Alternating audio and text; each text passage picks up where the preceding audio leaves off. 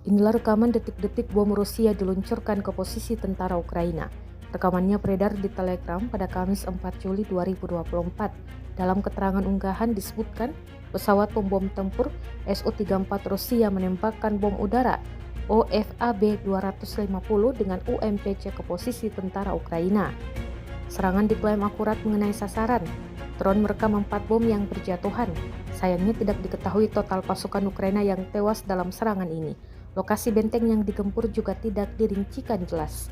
Rekamannya pun kini telah menuai berbagai komentar dari warganet.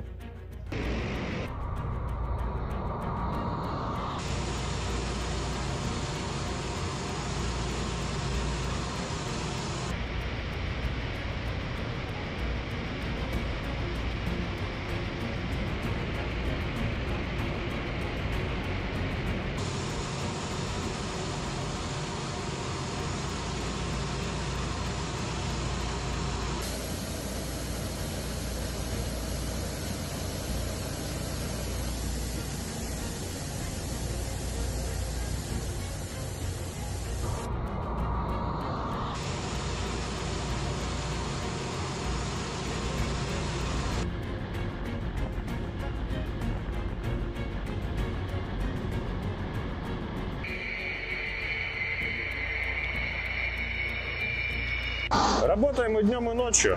Работы много.